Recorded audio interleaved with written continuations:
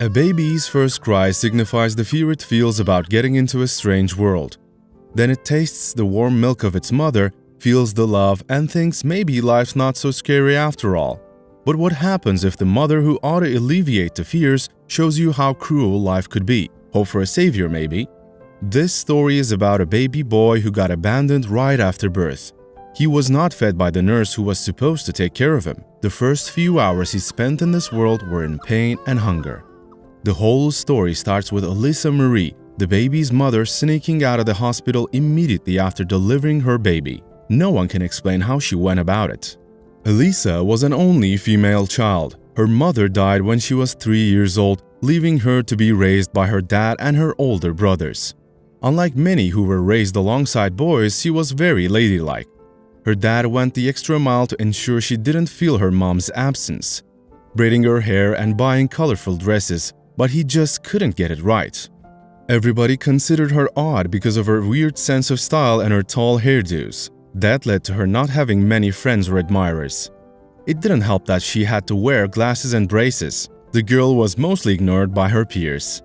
When everyone else was getting dramatic prom proposals and huge Valentine's gifts, she stood in the shadows longing to be acknowledged. Then it finally happened. In her penultimate year in high school, Elisa got an admirer, Ron. Ron had joined the school that year. Being the smart girl that she was, the school's principal asked Elisa to show him around and help him with his studies. Ron saw past her awkwardness, and after a while he and Elisa became a couple. During the relationship, she and her boyfriend started doing things she wasn't comfortable with. She wasn't naive, but she was eager to please, and that put her in trouble. And her desire to please got her pregnant. She suspected it.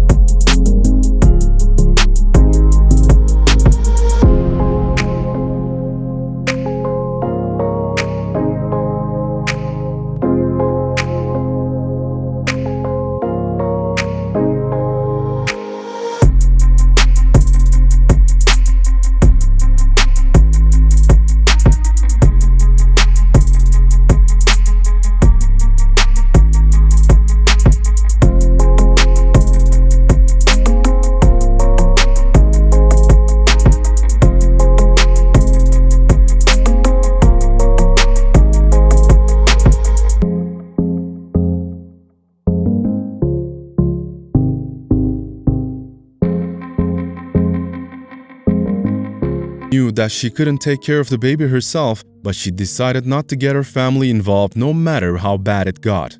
She started thinking of other ways not to have the baby in her life. One day while working, her water broke.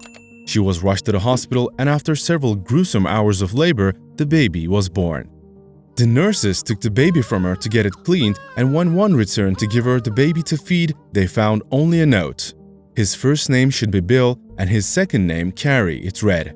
After seeing the note, the nurse rushed out to tell people what had happened. Due to the severity of the situation, the nurse got carried away and forgot to feed little Bill. Bill was left alone with no care. A volunteer at the hospital, Anna, overheard the nurses discussing the baby who had been abandoned. She heard that he had been put into the nursery and decided to take a peek. Anna heard this cry before she saw him. He was already out of breath from crying so hard, and his cries had reduced to little sobs.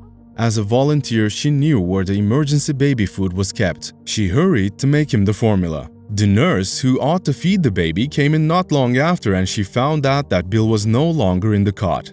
She panicked. She thought Elisa had returned for her baby, and she ran out to check. On her way out, she found Anna in the office close to the nursery feeding Bill. That was how Anna began to care for Bill. Anna would go to the hospital very early to take care of Bill. She would pick him up, feed him, and watch over him till she was needed elsewhere. The nurses sometimes left her alone to tend to the baby all day. One day, Anna got to the nursery and found that Bill's breathing was labored. She was so scared and called for the nurses.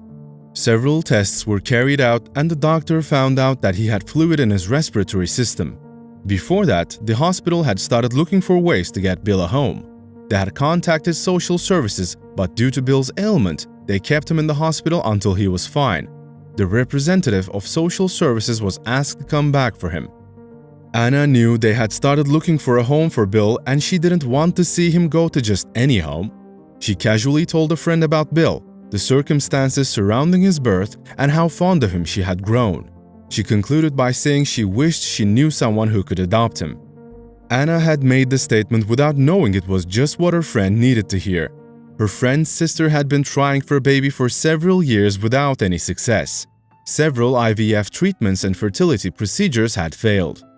They had thought of adopting, but preferred to adopt a baby. It was their lucky chance. Immediately, Anna's friend called her sister and told her about Bill.